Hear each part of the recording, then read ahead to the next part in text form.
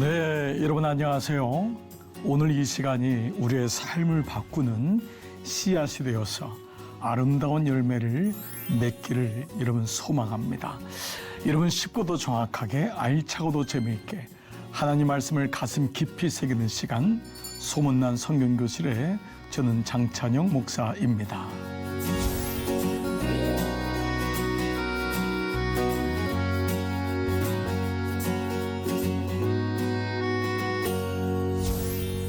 자, 여러분 지난 시간 내용 기억하시죠? 13번째 강의였는데요. 다시 예루살렘으로 간 사도 바울에게 하나님은 놀랍게도 유대인들에게 사도 바울의 간증을 할 수 있는 기회를 허락하십니다. 놀랍지 않습니까? 죽을 거봐 가지 말라고 그렇게 애원하던 제자들을 뒤로 하고 성령의 매임을 받아 예루살렘에 갔던 사도 바울은 그곳에서 야고보 사도들에게 이방인들에게 복음이 전파되는 것을 얘기하면서 동시에 간증을 하는 놀라운 기회를 얻게 됩니다. 자, 그러면서 천부장을 만나게 되고 그 가이사라 영내에 거기 로마인들이 주둔했거든요. 가이사라가 실제적인 예루살렘보다도 더 큰 이 로마인 부대가 있었습니다. 그 영내로 피신가는 그런 일을 경험하고요. 오늘 14번째 바로 그때 벨리스 총독을 만나게 됩니다.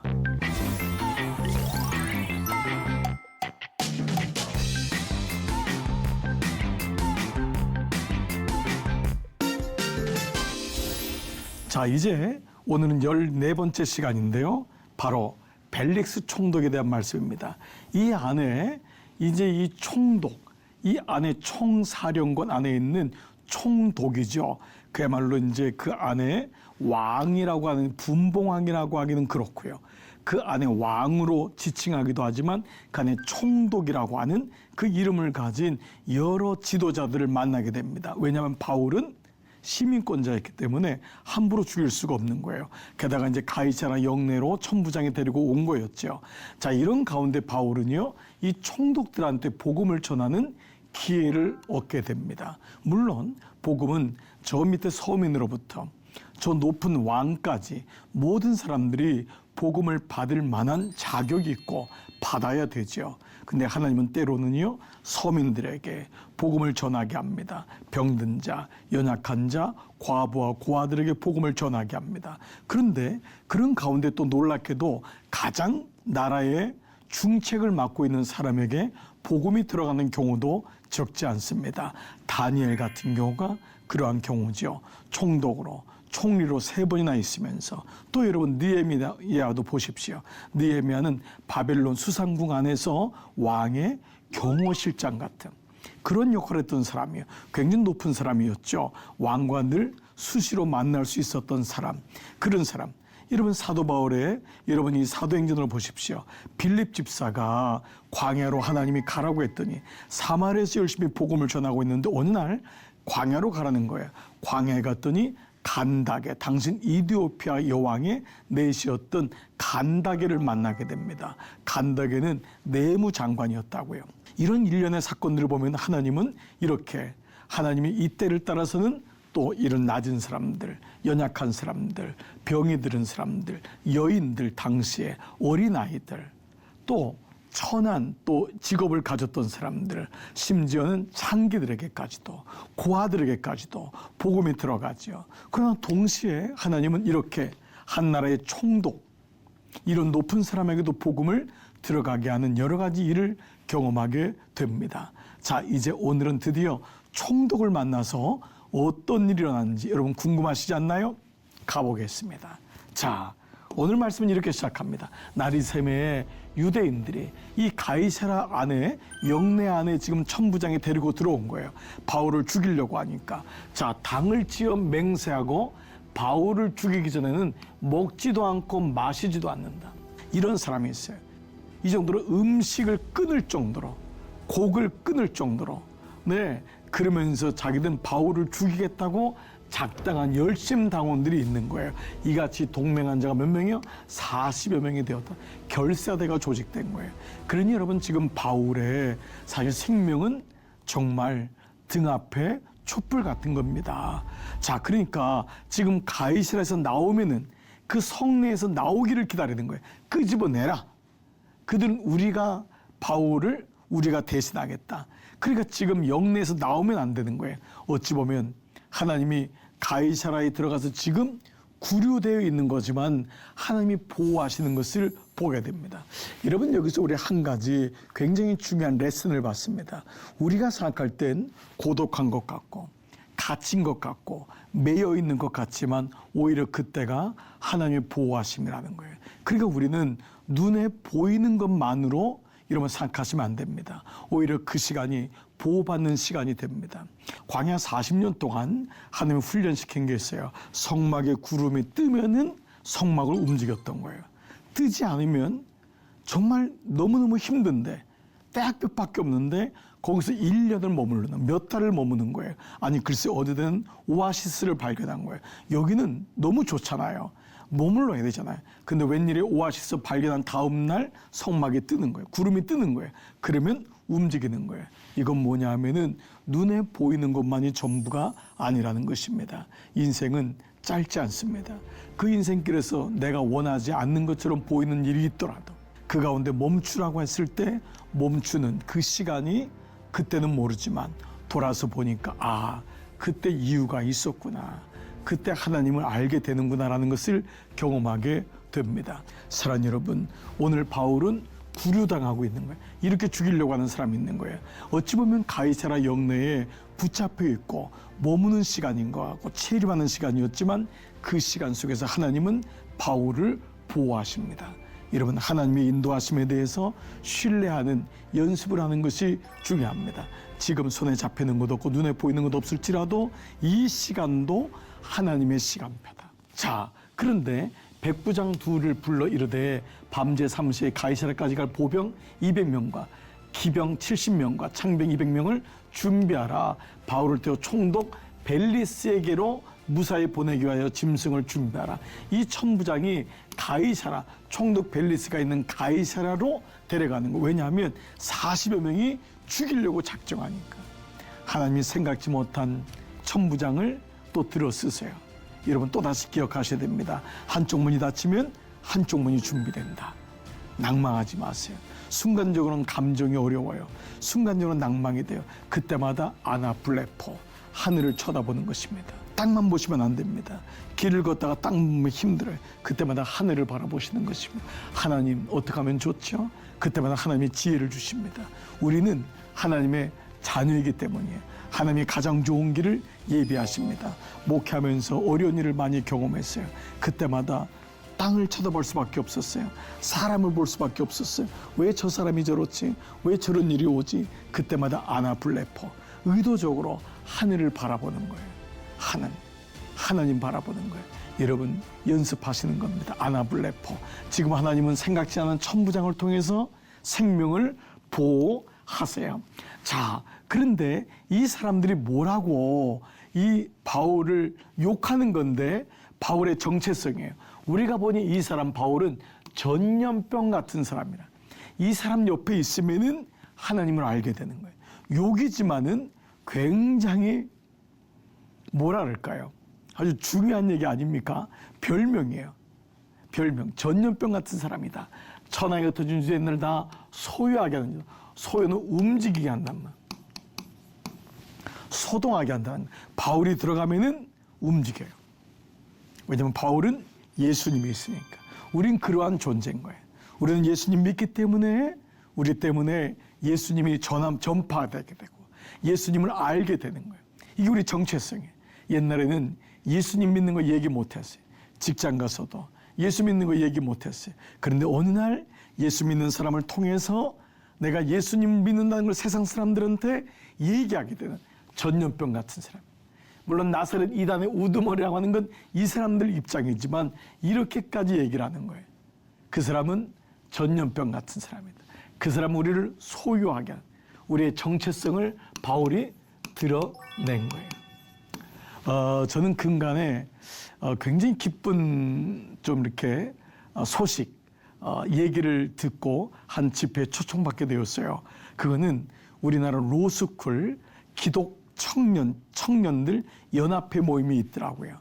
우리나라 기독 로스쿨이 25개 학교가 있는데 2009년에 시작됐다고 하더라고요. 이미 16년이 지났는데 사실은 3년 전까지 그 안에 기독 모임이 없었다고 해요. 왜냐하면 너무 바쁘고 또 그 안에서 예수 믿는 거 얘기한다는 게 왠지 그렇고요. 또 세상에 굵직굵직한 이 로펌들이요, 예수 믿는 사람들을 뽑질 않아요, 잘. 이게 참 세상의 아이러니죠. 그러니까 그러다 보니까 로스쿨 아이들이, 그 똑똑한 아이들이 공부에 지치기도 하는데 굳이 내가 예수 믿는 걸 얘기할까. 근데 3년 전에 한 자매가 나랑 같이 점심에 말씀을 묵상할 사람을 찾습니다.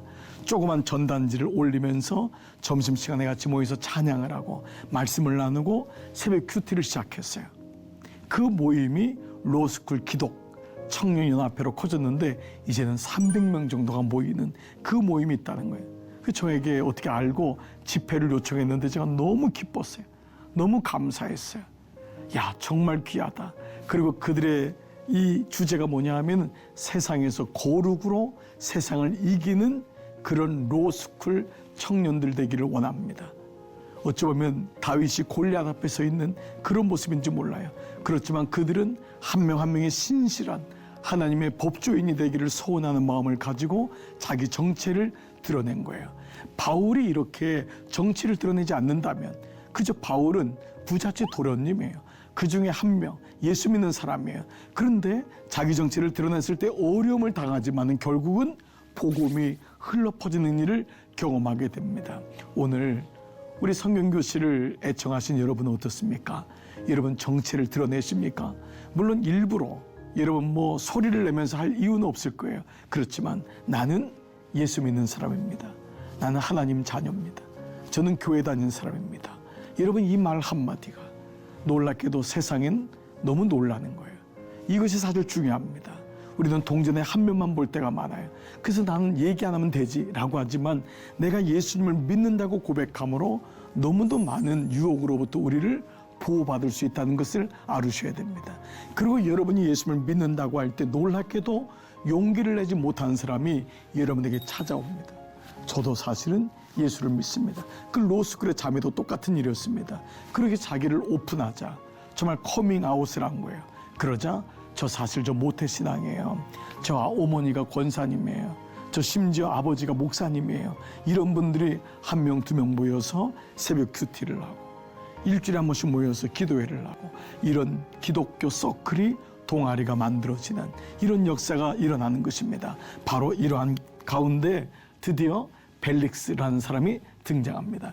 이 사람은 총독이에요. 게다가 로마 사람입니다. 이름도 벨릭스 로마 사람이죠. 이탈리아 사람입니다. 근데 이 사람이 이 십자가 도에 관한 것을 더 자세히 아는 거로 바울을 죽이지 마라 이제 이런 얘기를 합니다. 그래서 백부장에게 명하여 바울을 지켜서 자유를 주고 그의 친구들이 그들을 돌봐주는 걸 금하지 말라. 영내 안에 구류는 했지만 자유를 주게 한 거예요. 그러니까 이 벨릭스가 어느 정도 이 십자가의 도에 관한 것을 알고 있었던 거예요. 왜냐하면은 벨릭스의 아내가 유대인이에요.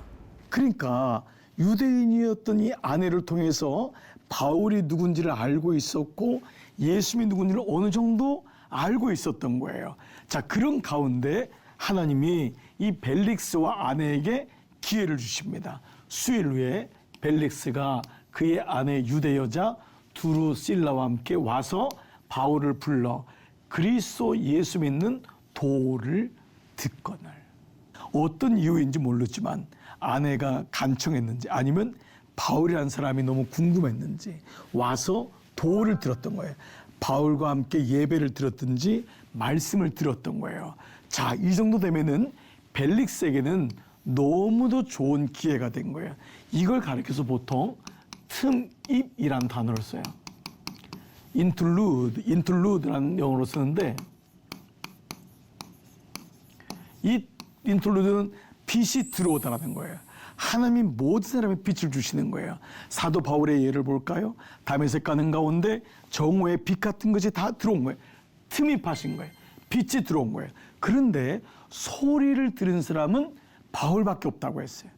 하나님의 음성을 들은 사람은. 그리고 모든 사람이 소리를 듣지만 그 소리를 주님의 음성으로 들은 사람은 바울밖에 없었다라고 할 수 있는 거예요. 저는 이것이 100번 이해가 가요. 저는 1983년도에 군대를 갔어요. 논산훈련소에. 저는 군대 생활이 너무 힘들었어요. 그러다 이제 전방으로 가게 되고, 그러니까 이런 게 너무너무 어려웠어요. 이 적성에도 안 맞고 왜 왔는지 모르겠어요. 그런데 거기 중대장님이 그리스도인이었어요.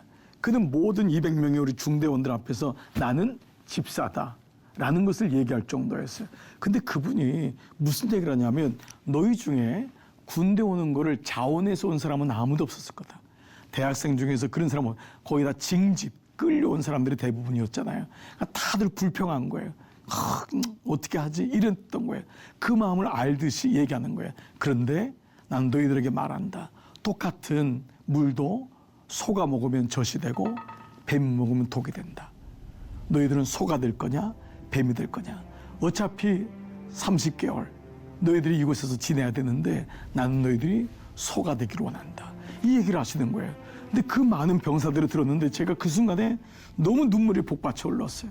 그래서 뭐라고 했냐면, 하나님, 저 소가 되고 싶어요. 소가 될래요. 저 뱀이 되고 싶지 않아요. 그 고백을 하고 제 군대 생활에서 마음이 완전히 바뀌었어요. 그리고 그 3년 동안의 시간을 정말 너무도 귀하게 보냈던 그 기억이 있었어요. 뭐죠? 저는 그때 그 소리를 하나님의 음성으로 들었던 거예요. 투입하시는 하나님. 지금 벨릭스에게 주님이 찾아오셨어요. 어떤 이유인지 몰라요. 그의 아내 때문인지 모르지만 예수님의 도를 들었어요. 자, 그런데 그때 사도 바울이 뭘 얘기했냐면, 모든 말씀에 들어있는 세 가지예요. 의와 절제와 장차오는 심판이에요. 이거는 모든 메시지에 들어가 있는 말씀이에요. 의는 뭐냐면 기준이에요. 예수 그리스도. 하나님이 아브라함을 의롭게 여기신 거예요. 하나님의 기준. 즉 구원은 예수 그리스도 외에는 아니에요. 이 의의 반대말은 인간의 의예요. 벨릭스는 높은 사람이에요. 명성이 높은 사람이에요. 배운 사람이에요. 굉장히 누리는 사람이에요. 그러니까 자기 의로 살았던 거죠. 그런데 이 의는 하나님의 의예요. 하나님의 기준. 이것이 무너져야 돼요. 구원이 임한다는 건 내 의가 포기되고 하나님의 의가 들어오는 거잖아요. 벨릭스가 처음 들었던 말씀은 하나님의 의, 예수 그리스도의 구원. 이것이 첫 번째 들어왔던 거예요. 의가, 하나님의 의, 자기 의가 아닌 하나님의 의, righteousness, salvation, 구원, 하나님의 의롭다 계시는. 두 번째, 하나님의 의를 얻기 위해서는 절제가 필요해요. 이 절제라고 하는 말은 컨트롤이 아니에요. 우리가 너 물 좀 절제해라, 이 말은 물을 아껴 쓰란 말이잖아요. 전기 좀 절제해, 돈 좀 절제해, 이 말은 돈을 아껴 쓰란 말인데, 성경에서 절제는 아껴 쓰는 세이브가 아니에요. 세이브가 아니라 이것은 뭐냐면 컷이에요. 잘라내야 되는 거예요. 절제는 잘라내라. 죄에 대한 말이에요. 죄에 대한 말. 즉 벨릭스 총독에게 사도 바울은 예수 그리스도의 구원을 위해서 당신이 지은 죄가 있다면 회개하십시오. 즉 이것은 죄에 대한 회개를 얘기하는 거예요. 죄로부터 잘라라. 이걸 자카르 하는 거예요. 자카르. 왜? 이것은 색이다. 이 말을 잘라내라. 이 말이에요. 바로 이 말씀했을 때 이 벨릭스는 충격을 받았을 거예요. 내게 있는 죄, 내게 있는 하나님을 떠난 것들, 이런 것들을 절제해라. 이것들을 잘라내야 됩니다. 회개해야 됩니다. 왜냐하면 세 번째, 장차 오는 심판 때문에. 이 심판을 이길 사람은 아무도 없는 거예요. 장차 올 심판, 모든 사람에게 심판이 있는 거예요. 모든 사람에게 죽음이 있는 거예요. 이 부분을 얘기했을 때 벨릭스가 어땠으면 좋았을까요?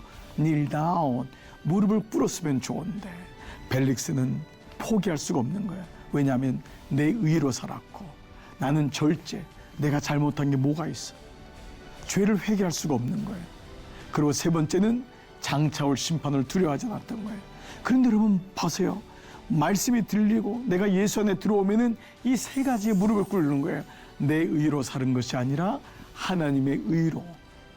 그리고 내 죄가 드러나니까 컷, 죄를 잘라내는 회개하는 마음을 갖게 되고, 세 번째는 뭐죠?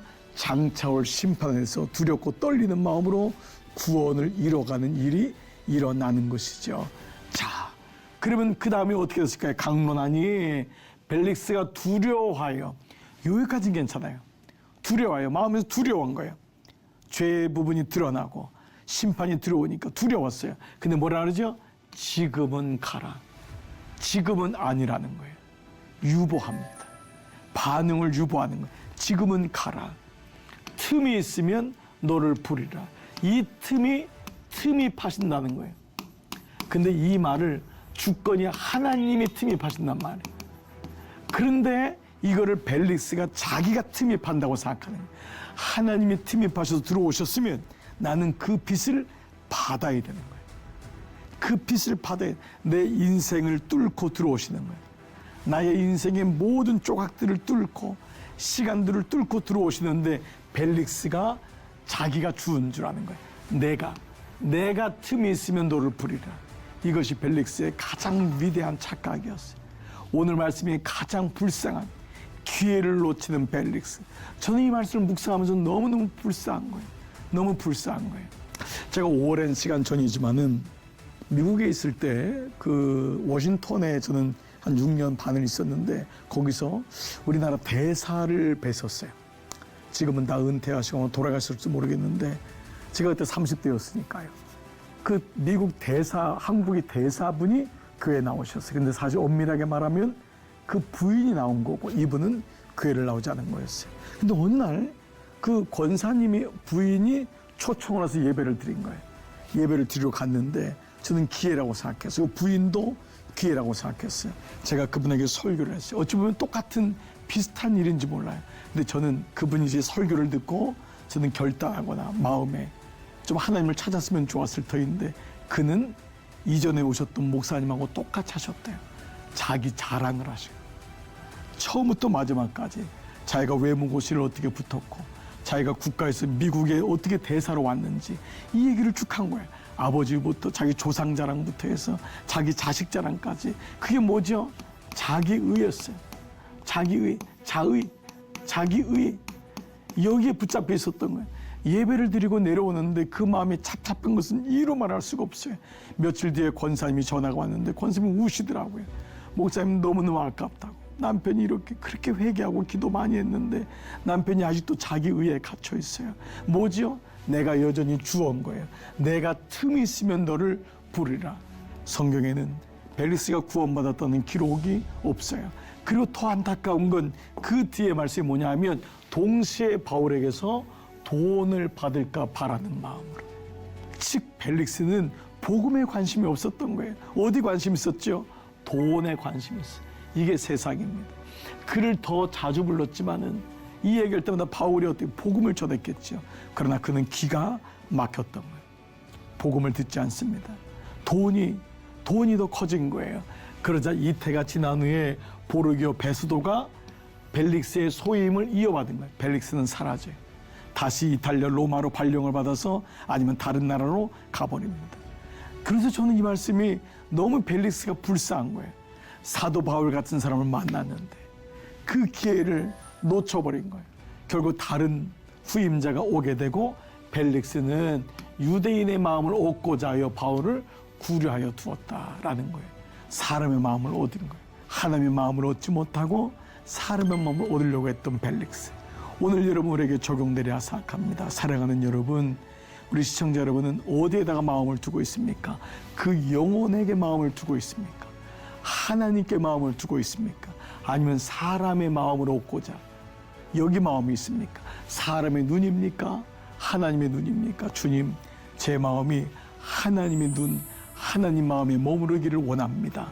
여러분의 마음이 되기를 축복합니다. 네, 이렇게 해서 오늘 말씀이 마무리가 되고 있습니다. 여러분 오늘 말씀을 들으면 너무 안타까우셨죠? 아우 벨릭스 총독 몰랐던 분도 있었을 텐데 아우 벨릭스 총독에게 하나님이 저렇게 틈이 파셨었구나. 그런데 그걸 놓쳐버렸구나. 돈의 마음이 끌려서 사람의 이목 때문에 결국은 바울에게 하나님의 음성을 듣지 못하고 그는 결국은 내가 틈이 있으면 너를 찾으리라.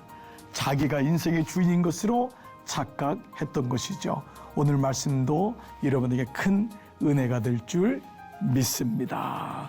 네, 오늘 수업은 유튜브를 통해 다시 들을 수 있습니다. 말씀은요, 반복, 지속, 확장이더라고요. 또 한 번 들어보세요. 말씀이 주는 유익과 기쁨을 다시 또 누리시고요. 사랑하는 분들에게 나눠주시기 바랍니다. 자, 다음 시간은요. 벨릭스에 이어서 아그리빠 왕 앞에 바울이 있습니다. 하나님은 이렇게 높은 사람들, 세상에서 보면은요, 그 사람들에게 서서 복음을 증거하게 하고 마침내 로마로까지 가게 됩니다. 그래서 15번째 강의는 아그리빠 왕 앞에 선 바울이라는 제목으로 말씀을 나누겠습니다. 여러분 기대되시죠? 아멘입니다. 네, 오늘도 하늘복 가득가득 누리시고요. 다음 시간에 건강한 모습으로 뵙도록 하겠습니다. 여러분 수고 많으셨습니다. 안녕히 계십시오.